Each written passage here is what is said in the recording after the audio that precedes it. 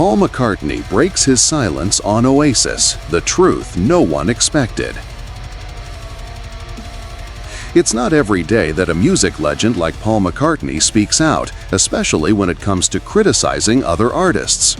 Known for his diplomacy, grace, and humility, the former Beatle usually avoids controversy. But when it comes to Oasis, the loud, brash Britpop band that took the 1990s by storm, even McCartney eventually had enough. And when he finally broke his silence, the music world listened. For years, Oasis were touted as the spiritual successors to the Beatles. From their shaggy haircuts to their swaggering confidence, brothers Liam and Noel Gallagher wore their influences on their sleeves, and they weren't shy about it. In fact, they regularly proclaimed that they were better than the Fab Four themselves. But behind the scenes, not all members of the Beatles were impressed, or even amused.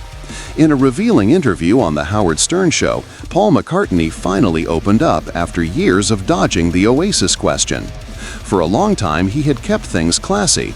Anytime reporters brought up the Gallagher brothers, McCartney would smile and say something polite. They're young, they've got potential, or good luck to them. But eventually, even the ever-composed McCartney couldn't bite his tongue. I got fed up of being asked, McCartney admitted. At first, I was supportive, but then they started saying they were better than us, and that's when I stopped playing nice. While McCartney didn't go as far as calling them horrible, as Stern had suggested, he didn't exactly praise them either.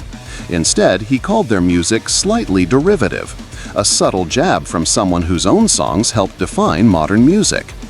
Yet it wasn't just McCartney who had strong feelings. George Harrison, known as the Quiet Beatle, wasn't quite so quiet when it came to Oasis. In an earlier interview, Harrison didn't mince words when he said Oasis might have been better off without Liam Gallagher as their frontman. "He's a bit out of date, just silly," Harrison said. "I feel a bit sorry for him. He's missed the bus." That wasn't all. Harrison went on to suggest that the band actually sounded better when Liam wasn't singing. "They're more in tune without him," he explained. "He's just excess baggage." He even said Liam made the entire band look foolish, turning public perception into more of a circus than a serious music act. It was a brutal critique, especially coming from one of the most respected musicians in rock history. Still, Harrison didn't lump both brothers into the same category.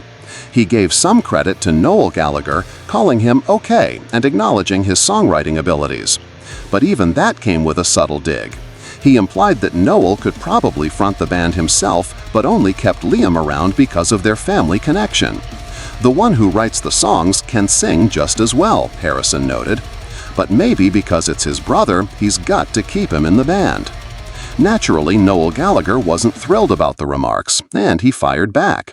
While his response was surprisingly measured, he made sure to stand up for Liam, arguing that Harrison didn't truly know who his brother was.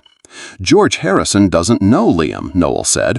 "If you only knew Liam from the tabloids, sure, you wouldn't like him. But unless you've met him, you shouldn't be making those kinds of statements." Then came the classic Gallagher charm. "We still love you, George. We think you're top." This rare moment of honesty from two Beatles and a sharp retort from Oasis offers a deeper look into the tension between legacy and ego, between influence and originality. Oasis built their brand on being the modern-day Beatles, but when two of the original members speak out and call your act derivative, outdated, and dysfunctional, it's hard to shrug it off.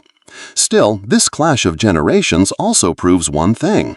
Love them or hate them, Oasis knew how to stir conversation. And in a world driven by headlines, maybe that was always the point.